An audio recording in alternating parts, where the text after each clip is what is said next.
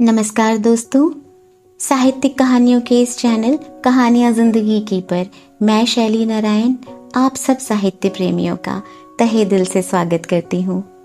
और आइए आज सुनते हैं बंगाली साहित्य के प्रसिद्ध साहित्यकार श्री बिमल मित्र जी द्वारा रचित एक दिल को छू लेने वाली कहानी अमीर और उर्वशी।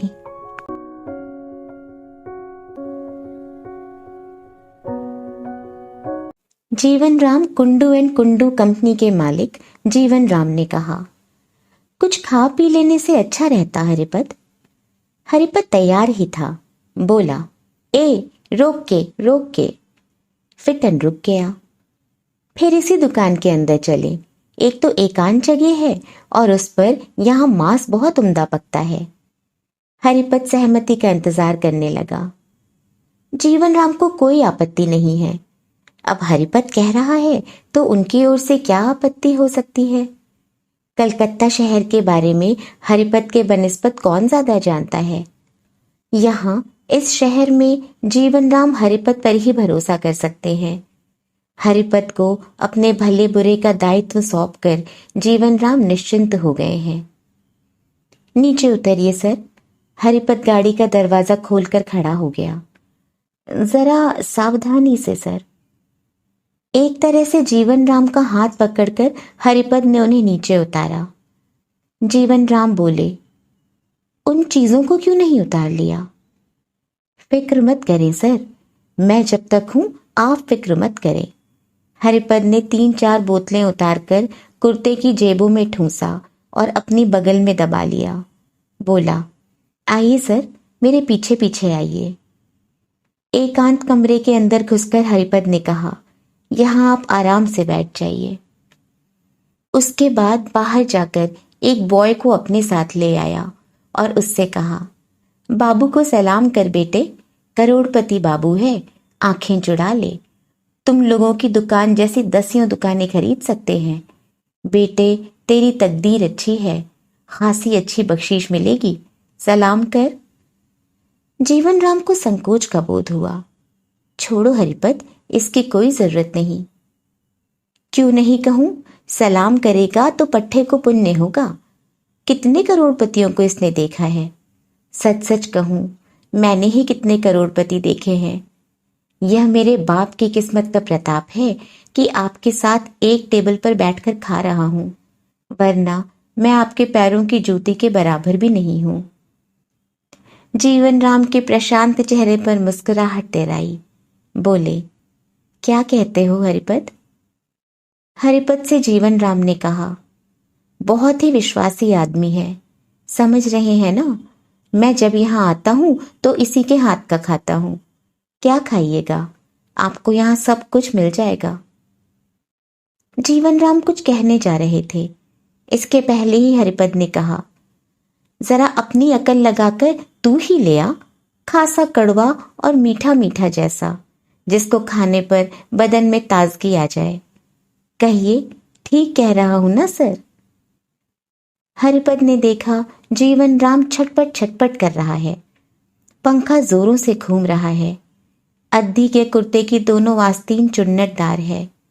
हीरे के 4 बटन झिलमिला रहे हैं।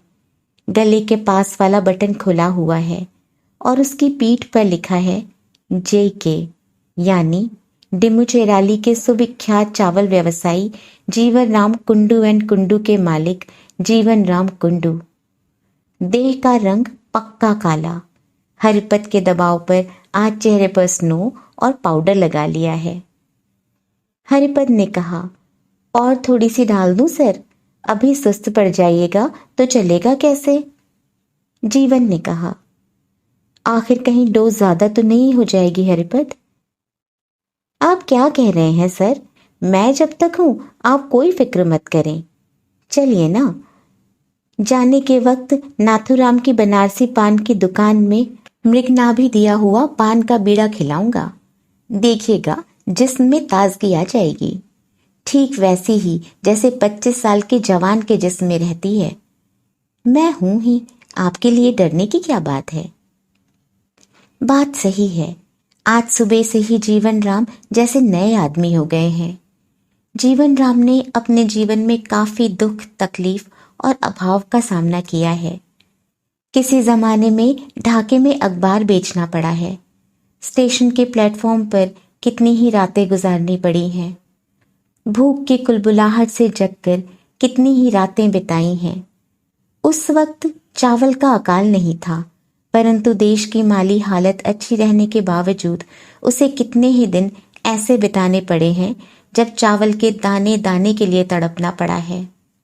लेकिन निष्ठा और अध्यवसाय के बल पर उसने एक दिन जीवन राम कुंडू एंड कंपनी की स्थापना की। हरिपद ने गिलास आगे सरकाते हुए कहा, जरा सा सोडा दे दिया है, बस मजे से हलक के नीचे उतार लीजिए और पीने के साथ साथ सिगरेट का कश लेते जाइए। सिगरेट का कश लेने में देर नहीं कीजिएगा सर, वरना सारी मस्ती गायब हो जाएगी। जीवन राम ने कहा, मगर वहां जाने में कहीं देर तो नहीं हो रही है हरिपद? हुजूर, देर कहाँ हो रही है। हरिपद वक्त का पाबंद है। 8 बजे जाने की बात है, अभी 6 बज रहे हैं। अभी 2 घंटे बदन में फुर्ती भरकर ताजगी ले आए। हरिपद ने जीवन राम को देखते हुए आंख मटकाई और अर्थपूर्ण इशारा किया। महीन देहरादूनी चावल का भात और करी। जीवन राम मुर्गे की टांग संभाल नहीं पा रहे हैं। शोरबे से जीवन राम का मुंह और हाथ लथपथ हो गए हैं। हरिपद देखता है, फिर सोचने लगा है। सन 1843, सावन का महीना, झमझम बारिश हो रही है। गांव भर में किसी के पास चावल का एक कण भी नहीं है। पिछले वैशाख में मंझला लड़का पेट की बीमारी के कारण मौत के मुंह में समा गया।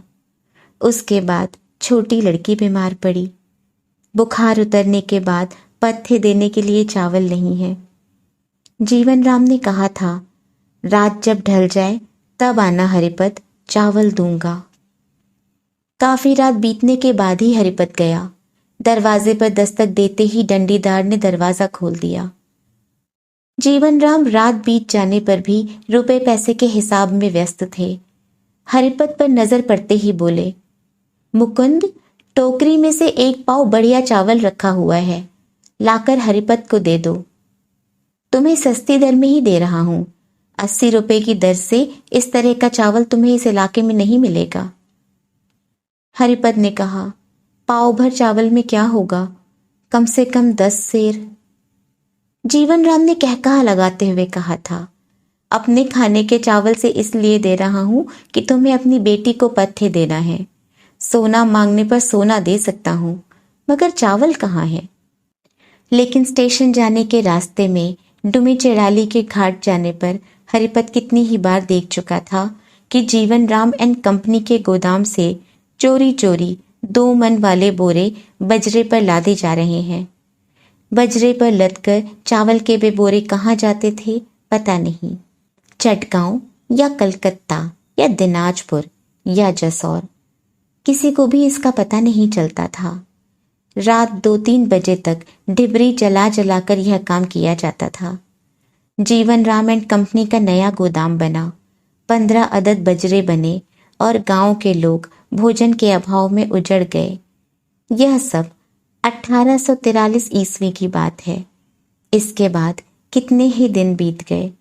जीवन राम कुंडू ने कलकत्ते में 4 मकान बनवाए। देश में वे 4-4 गांव के ताल्लुकेदार हो गए थे। इस तरह बहुत कुछ बना लिया। जीवन राम ने कहा, देहरादूनी चावल दिया है हरिपद। आहा, बहुत ही अच्छी खुशबू है। इस चावल के चलते कितनी ही झंझटें खड़ी हो चुकी हैं। हरिपद ने कहा, आप ठीक ही कह रहे हैं हुजूर। जो अभागे मारे गए उन्होंने पूर्व जन्म में पाप किया था, उसी का फल उन्हें भोगना पड़ा। माँ लक्ष्मी की दया से आपको कभी चावल की कमी नहीं हुई। जीवन राम ने मुर्गे की हड्डी चबाते हुए कहा, मैं कहाँ कुछ बना पाया हरिपद। नाड़ा जोल के राय लोगों को जाकर देखो। मैंने सोचा अब दर नहीं बढ़ेगी, सो 60 रुपए की दर से बेच दिया, वरना उन 200 बोरों से मुझे भी आसानी से 2 लाख रुपए की बचत हो जाती। दर जब बढ़ी तो नाड़ाजोला के राय लोगों ने धूल से सोना पैदा कर लिया और मैं अंगूठा चूसता रह गया। अब सोचता हूं तो सिर धुनने की इच्छा होती है। भात और फाउल करी के बाद चिकन रोस्ट आया। हरिपद बोला, इसे खूब चूस चूस कर खाइए सर, इसे खाने से प्योर रक्त पैदा होगा। खाना खाने के बाद मृगनाभि दिया हुआ एक बीड़ा पान खिलाऊंगा, देखिएगा आपकी देह में कितनी ताजगी आ जाती है। जीवन राम बोले, उस दिन शाम के वक्त जो पान खाया था उसका फल बहुत अच्छा हुआ था। हरिपद बोला, हुजूर, यह पान के गुड़ की वजह से नहीं हुआ। आपको जो दिखा चुका हूं, आपको वैसी करोड़ों में से एक मिलेगी या नहीं, इसमें संदेह है। आज रात ही जा रहे हैं ना, जाने पर आपको पता चलेगा। जीवन राम विगलित स्वर में बोले, उसकी आंखें बड़ी ही मनभावनी है हरिपद। हरिपद बोला, उसका कौन सा अंग मन को लुभाने वाला नहीं है सर। आप तो सुबह 2 घंटे तक बातचीत कर ही चुके हैं। उसके बाल कितने खूबसूरत हैं, होंठ, गाल, नाक और देह का रंग यहूदी लड़की को मात कर सकती है साहब। जीवन राम बोले, उन लोगों के घर पर कौन कौन है? बूढ़ी माँ, बड़ा भाई और एक छोटी बहन। बड़ा भाई बिल्कुल निकम्मा है, वह आदमी नहीं है सर। कभी घर आता है तो कभी घर नहीं आता। इन लोगों का घर चले तो कैसे? लड़की कॉलेज में पढ़ती है मगर पैसा नहीं है। मैं मांग चांग कर पैसे का इंतजाम कर देता हूं तो चल जाता है। मुझे ही एक तरह से उस मकान का अभिभावक कह सकते हैं। जीवन राम बोले, मकान बहुत ही सकरी जगह में है, मोहल्ला भी अच्छा नहीं है। हरिपद बोला, हुजूर, उसी मकान का किराया 50 रुपए देना पड़ता है। आपकी दया हो जाए तो मकान बदलने में कितनी देर लग सकती है। कॉलेज की फीस 2 महीनों से नहीं दे पाई है। छोटी बहन बीमार है, डॉक्टर की फीस नहीं दे पाती है। बड़ा भाई सिर्फ रेस और ताश में मगन रहता है। आजकल मकान का किराया चुकाते हुए कलकत्ता शहर में रहना कितना खर्चीला है, आप ही बताइए। जीवन राम बोले, सवेरे मोटर पर जो 2 आदमी आए थे वे कौन है हरिपद? वही जो एक बड़ी सी गाड़ी थी और उसमें 2 आदमी थे। लगता है बहुत बड़े आदमी हैं। हाथ में फूलों के गजरे थे। होठों से एक किस्म की अजीब आवाज निकालकर हरिपद ने कहा, अरे राम राम, खाक बड़े आदमी हैं। आपके पैरों की भी वे बराबरी नहीं कर सकते हैं सर। आपको पहचान लेते तो डर से भाग जाते। मैं तो उन लोगों का कांड देखता रहा। फूल खरीद कर दिया, रात दिन यही सब काम करते रहते हैं। चॉकलेट ले आते हैं, गहने ले आते हैं, साड़ी लाकर देते हैं, ढेर सारी चीजें खरीद कर ले आते हैं। वे लोग दलाल हैं सर, दलाल। उसके पीछे पड़ गए हैं। समझ लिया है कि घर पर कोई मर्द है ही नहीं। जीवन समझ नहीं सके। दलाल? किस चीज के दलाल हरिपद? हुजूर, वे लोग सिनेमा कंपनी के रिकॉर्ड के दलाल हैं। 1000 रुपया माहवर उसको तनख्वाह के रूप में देना चाहते हैं। वे कहते हैं गाड़ी से ले जाएंगे और वापस पहुंचा देंगे। जहां कहीं भी जाएगी माँ साथ में रहेगी। 6 बजे के बाद छुट्टी भी मिल जाएगी। कितनी ही तरह के लालच देते हैं। आहा, छोटी लड़की है ना, उम्र ही कितनी है। इसी सावन में 18वें में कदम रखा है। लालच भी होता है। जानते हैं एक दिन क्या घटना हुई? किसी सिनेमा कंपनी का मालिक खुद ही कार पर चढ़कर आया और बोला, अनीता मेरी लड़की जैसी है, उसका भला बुरा मेरा भला बुरा है। यह कहकर उसकी मां को राजी कर लिया। जैसे अपने कारोबार के किसी नुकसान की खबरें सुनी हो, जीवन राम ने उसी अंदाज में कहा, क्या कह रहे हो हरिपद? राजी कर लिया? सर्वनाश हो गया। खबरदार, भले आदमी के घर की लड़की है, आखिर सिनेमा में नाचेगी क्या? छी छी, तुम्हारे रहते हरिपद भले मानस की लड़की की यह हालत होगी। हम आंख बंद कर देखते रह जाएं। हरिपद बोला, वह काम फिर भी अच्छा है हुजूर। एक दिन क्या हुआ जानते हैं? कॉलेज के एक चैरिटी शो में नाचने गई। स्टेज पर नाच हो रहा है। सोनागढ़ के कुमार बहादुर नाच देखकर पागल हो गए। क्या चेहरा था! राजा का लड़का है, क्यों नहीं होगा? जैसा रंग है शरीर का गठन भी वैसा ही और बातें भी वैसी ही। उन्होंने अनीता को सोने का एक मेडल दिया। उसके बाद गाड़ी से घर पहुंचाया गया। जीवन राम बोले, गाड़ी से पहुंचा गए? और मजा क्या हुआ जानते हैं? सुनिए बताता हूं। ड्राइवर को भेजकर खाना मंगवाया। उसके बाद सबने मिलजुल कर खाना खाया। दूसरे दिन आया, उसके बाद तीसरे दिन। इस तरह हर रोज आने लगा। क्योंकि राजा का लड़का है इसलिए ये लोग भी कुछ नहीं कह पा रहे थे। अंत में एक दिन दरबार के हाथों अनीता के नाम चुपके से 500 रुपए का एक चेक भिजवा दिया। जीवन राम को अब ऊब का एहसास होने लगा। बिना कहे सुने 500 रुपए का चेक! बहुत बड़े आदमी है। अरे राम राम, आप उसे बड़ा आदमी कहते हैं? स्टेट तो चला गया, कोर्ट ऑफ वार्ड के हाथों चला गया है। अब हर लड़के को रिसीवर से महीने में 2-2 हजार मिलते हैं, मगर जो चरित्रहीन है उसका 2,000 रुपए में क्या होगा सर? जीवन राम उत्कंठित हो उठे। उसके बाद 500 रुपए के उस चेक का क्या हुआ? हुजूर, चेक अनीता ने ले लिया, मगर मुझे बिना बताए उसके लिए कुछ करना तो मुश्किल है। मुझे बड़ा ही गुस्सा आया सर। मैंने उसकी माँ से कहा, यह कैसा कांड हो रहा है? गृहस्थ घर की लड़की के नाम रुपया भेजना यह तो अच्छी बात नहीं है। इसके बाद क्या होगा? हाँ, तब बात में कोई बात होती अगर माँ के हाथों में आकर दे जाता और कहता तुम अभाव में रह रही हो, मैं कुछ मदद कर रहा हूं, वह एक अलग ही बात होती। जीवन राम बोले, ऐसे लोगों को घर के अंदर आने ही नहीं देना चाहिए हरिपत। आपने मुझे सवेरे जो 1,000 रुपए दिए वह तो आप अनीता के हाथ में भी दे सकते थे। उसे न देकर मुझे क्यों दिया? मैं इन रुपयों को ले जाकर सीधे उसकी माँ के हाथ में दे आया। कहा, ईश्वर ने कुंडू बाबू को जिस तरह रुपए कमाने का दिमाग दिया है उसी तरह दान करने के लिए दिल भी दिया है। अकाल के वक्त 50,000 रुपए लगाकर लंगर खोल दिया था। दूसरों के चलते आप सब कुछ लुटा चुके हैं। मैंने सब कुछ सच ही कहा हुजूर। मैंने कहा, लो 1,000 रुपए से जितने दिन चल सके चलाओ। कुंडू बाबू ऐसे आदमी है कि सामने जो भी हाथ फैलाता है उसे निराश नहीं होना पड़ता है। जीवन राम बोले, रुपए की और जरूरत रहे तो मुझसे कहना हरिपद। हाँ, एक बात, उन लोगों से तुम्हारी जान पहचान कैसी हुई हरिपद? वह एक इतिहास ही है सर। मैं बनिया टोला लेन से जा रहा था। अचानक देखा इक्के से एक लड़की नीचे कूद पड़ी।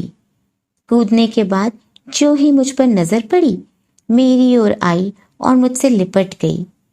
इतना सुंदर चेहरा। सोचा, बाप रे, क्या बात है। गौर करने पर पता चला उसके पीछे पीछे 2 और आदमी इक्के पर से नीचे उतरे, लेकिन जब उनकी निगाह मुझ पर पड़ी तो मेरे पास नहीं आए। मैंने पूछा, क्या हुआ है? लड़की ने बताया कि वह घर से अकेली निकली थी। वे लोग पीछा कर रहे थे। इसके बाद एक निर्जन गली में जोर जबरदस्ती से उसे पकड़कर गाड़ी पर बिठाकर चले आ रहे थे। यहाँ मौका देखकर लड़की कूद पड़ी। उसके बाद मैं उसे अपने घर पर ले गया। आप तो जानते ही हैं कि मेरी घरवाली या बाल बच्चे जिंदा नहीं हैं। जीवन राम ने कहा, नौकर को अपने साथ लिए बिना निकलना ही गलत था। नौकर रखने की सामर्थ्य उसमें नहीं है सर। आप हैं, आपकी कृपा होगी तो नौकर, दरबान, गाड़ी घोड़ा सबकी मालकिन हो बैठेगी अनीता। आज मैंने अनीता से यही सब बातें कही हैं। जीवन राम खुश हो उठे। बोले, तुमने सचमुच ही कहा था हरिपद? हाँ सर, मैंने अनीता से सब कुछ कहा। कहा कि कुंडू बाबू के अपने सगे संबंधी कोई है नहीं। औरत कहो, बाल बच्चे कहो, सो तो हैं, मगर वे अपने कारोबार में ही मस्त रहते हैं। भगवान ने बेशुमार पैसा दिया है, भोगने वाला आदमी नहीं है। यही वजह है कि वे प्यार और स्नेह के भूखे हैं। जीवन राम ने कहा, तुमने ठीक ही कहा हरिपद। बचपन में मैंने दुख झेले हैं, पर बड़ा होने पर पैसे का अभाव नहीं रहा। दोनों हाथों से पैसा कमाया है। कहाँ क्या हो रहा है समझ ही नहीं पाता था। ध्यान में सिर्फ यही बात रहती थी कि किस तरह कारोबार फले फूले। सुबह से रात तक गद्दी पर रहता था और जब घर लौटता था तो गहरी नींद में खो जाता था। फिर सुबह होते ही गद्दी पर चला जाता था। मानो एक ही नींद में मैंने जवानी के दिन गुजार दिए।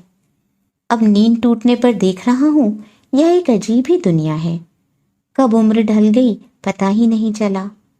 अब देख रहा हूं, कुछ भोग नहीं सका। सिर्फ किराए के टट्टू की तरह खटता रहता हूं। रास्ते पर चलता हूं तो लगता है इतनी इतनी चीजें हैं, मगर मैं कुछ भी नहीं पा सका। सिर के 2-4 बाल पक चुके हैं, दांत हिलने लगे हैं। यही वजह है कि जब नाटक सिनेमा देखा तो खुद को संभाल नहीं सका। लगता है मेरा सब कुछ लुट गया, मैं किसी काम के लायक नहीं रहा। हरिपद ने कहा, अभी आपकी उम्र ही कितनी है सर? इस उम्र में 2-2 शादियां की जा सकती हैं।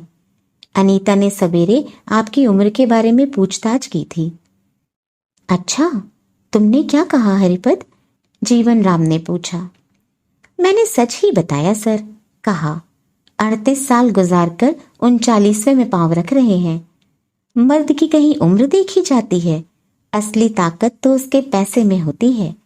पैसे की ताकत रहे तो 50 साल की उम्र में भी बदन में एक नौजवान की ताकत रहती है। 50 साल की उम्र के जीवन राम कुंडू को 40 साल के जवान में बदलने से जीवन राम के चेहरे पर कैसा प्रसन्न भाव तिर आया है, हरिपद देखने लगा। जीवन राम के आबनूस जैसे काले चेहरे पर चेचक के गहरे काले काले दाग कुत्सित रोग के दाग जैसे दिख रहे हैं। हरिपद अपनी क्रूर दृष्टि को कोमल बनाकर जीवन राम की ओर ताकने लगा। हरिपद को सरला की अंतिम घड़ी की बातें याद आईं। सरला की मृत्यु के पूर्व हरिपद उसे देखने गया था। सरला ने कहा था, उन लोगों ने मुझे एक मुट्ठी चावल तक न दिया। मेरा लड़का भोजन के अभाव में चल बसा। कितनी ही खुशामदें मैंने की, भगवान उन्हें चैन से नहीं रहने देगा। यही बात सोचते सोचते हरिपद माथुराम की बनारसी पान की दुकान से मृग नाभि दिया हुआ पान का बीड़ा ले आया। बोला, इस बीड़े को खाकर देखिए, आपको कितनी ताजगी महसूस होने लगेगी। जीवन राम बोले, बोतलें खाली हो गई या कुछ बाकी बची हुई है? हुजूर, अब मत पीजिए, नहीं तो मुंह से बदबू निकलने लगेगी। अनीता शराब पसंद नहीं करती है। गाड़ी धर्मतल्ला के बगल से होती हुई एक गली के अंदर घुसी। बाहर अंधेरा तैर रहा है। सड़क पर लोगों का जमघट है। लोगों का काफिला चल रहा है। जीवन राम छटपट कर रहे हैं। हरिपद उनकी ओर ताकता है। हाँ, दवा अपना असर छोड़ गई है। गोरे रंग की एक लड़की, आंख, मुंह और होठों पर एक अपूर्व शोखी इतरा रही है। देह की हरकतें मन में मस्ती भर जाती है। जीवन राम कल्पना में अनीता को देखने लगते हैं। सवेरे 2-4 बातें कर आए हैं। उसके बाद आज 8 बजे जाने की बात है। संपत्ति, प्रचुर संपत्ति लेकर जीवन राम क्या करेंगे? सब कुछ व्यर्थ है अगर भोग ही नहीं सके। निर्जीव प्राणहीन देह और भोगहीन जीवन जीवन राम को कैसे दुर्वह प्रतीत हो रहे थे। जीवन राम एंड कंपनी की गद्दी पर बैठे बैठे यौवन अनजाने ही ढल गया। आज लुप्त यौवन को जैसे फिर से पा लिया है। कान गर्म हो गए हैं, आंखें जल रही हैं। पूरे जिस्म की नस नस में आज जैसे लाल खून ने नए सिरे से चलना शुरू कर दिया है। जीवन राम जोर जोर से पान चबाने लगे। हरिपद के चेहरे पर एक चमक कौंध गई। जीवन राम बोले, गाड़ी बहुत ही आहिस्ता आहिस्ता चल रही है हरिपद, जरा जोर से चलाने को कहो। हरिपद ने जोर से चलाने का आदेश दिया। 2-3 गलियों को पार कर गाड़ी अंधेरे में एक पतली गली के सामने आकर रुक गई। चारों तरफ अंधेरा रेंग रहा है। गली के अंदर गाड़ी नहीं जा सकती है।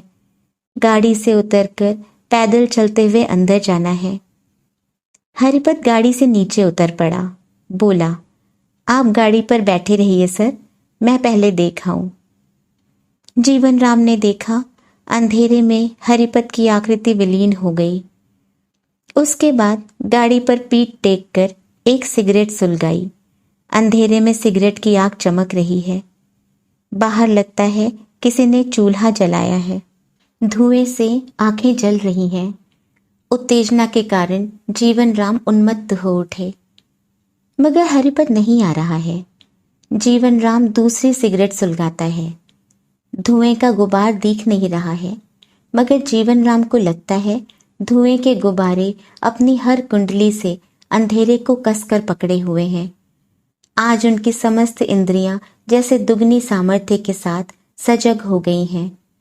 इंद्रियों की अनुभूतियां आज तीव्रतर होकर उन्हें यातना पहुंचा रही है। जीवन राम उसी अंधेरे परिवेश में बैठे बैठे प्रतीक्षा के आलस से असह्य जैसे हो उठते हैं। प्रत्येक क्षण जैसे क्षीण पटाक्षेप रखता हुआ उसके सामने आता है और मुमूर्ष सैनिक के रूप में परिवर्तित होकर निश्चित हो जाता है। समय पंख के जैसे अप्रत्याशित अहेरी के आक्रमण से अकस्मात अचल हो जाते हैं। उन्हें लगता है हरिपत अब नहीं आएगा, लेकिन हरिपत कुछ देर के बाद आ गया। बोला, कठिनाई पैदा हो गई है सर। उसके दूर के रिश्ते के चाचा एकाएक घर पर आ गए हैं। मानो किसी ने उन्हें पर्वत के शिखर पर चढ़ाकर अचानक नीचे ढकेल दिया हो। फिर मुलाकात नहीं हो पाएगी। मुलाकात क्यों नहीं होगी? जब तक बंदा राम है आपके लिए फिक्र करने की कोई बात नहीं। हरिपद ने उन्हें सांत्वना दी। मगर एक परेशानी है सर, बातचीत नहीं कर पाइएगा, चुपचाप फारिग हो जाना पड़ेगा और रोशनी भी नहीं जला पाइएगा। यह कहकर हरिपद ने उत्सुकता के साथ जीवन राम के चेहरे की ओर ताका। ठीक है, अंधेरे में ही अच्छा रहेगा और बातचीत अगर ना हो उसमें हर्ज ही क्या है। तब जीवन राम उत्तेजना से चंचल हो उठे। फिर चले आइए, आपको चुपचाप अंधेरे में घुसा दूंगा। अनीता उसी कमरे में है। यह कहकर हरिपत सामने की ओर जाने लगा। जीवन राम उसके पीछे पीछे चलने लगे। अंधेरी गली बहुत ही घुमावदार है। जीवन राम हरिपत की छाया का अनुसरण करते हुए चलने लगे। एक जगह रुककर हरिपत बोला, यह रहा दरवाजा, इस कमरे के अंदर चले जाइए। रोशनी मत जलाइएगा, वरना उसके चाचा को पता चल जाएगा। मैं बाहर इंतजार करता रहूंगा, पुकारते ही जवाब दूंगा। जीवन राम जो ही कमरे के अंदर पहुंचे, किसी ने उन्हें अपने बाहुपाश में भरकर अपने आप में समेट लिया। बहुत देर के बाद जब जीवन राम कमरे से बाहर आने लगे तो उन्होंने एक सिगरेट जलाई। दिया सलाई की तीली जलाते ही उन्हें ऐसा महसूस हुआ जैसे उनकी निगाह किसी भूत पर पड़ी हो। वे चिहुक उठे, यह कौन है? कौन है? तो फिर क्या अभी तक? मगर यह तो अनीता नहीं है। चेहरे के सामने एक दूसरी तीली जलाई। जीवन राम भय से सिहर उठे। विकृत चेहरा, नाक के ऊपर छेद है, मांस सड़ गलकर लटक रहा है, आधे से अधिक बाल झड़ चुके हैं। कुष्ठ रोग। उनका उतना वक्त कुष्ठ रोगी के बाहुपाश में बीता है। जीवन राम के होंठ, मुंह इत्यादि शरीर के तमाम अंगों पर मानो कृमि के कीड़े रेंगने लगे। जीवन राम ने निरुपाय होकर चीखने के स्वर में पुकारा, हरिपद, हरिपद। जीवन राम के गले की आवाज उस सकरे कमरे और पतली गली की दीवारों से टकराकर लौट आई।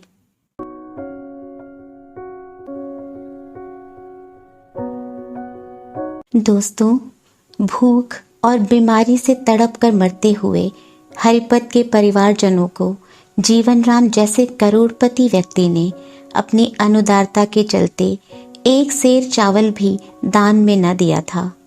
अपने परिवार को खोने के दुख से विवश होकर हरिपत का जीवन राम को पूरी योजना के तहत कुष्ठ रोगी बनाने का यह षड्यंत्र न्याय संगत था या नहीं? अपनी राय आप हमें कमेंट बॉक्स में लिखकर बताएं। दुख, अहंकार और बदले की इसी कहानी के साथ मैं शैली नारायण अब आप सबसे विदा लेती हूँ। फिर मिलूंगी एक और नई कहानी और कुछ ऐसे ही अनोखे किरदारों के साथ।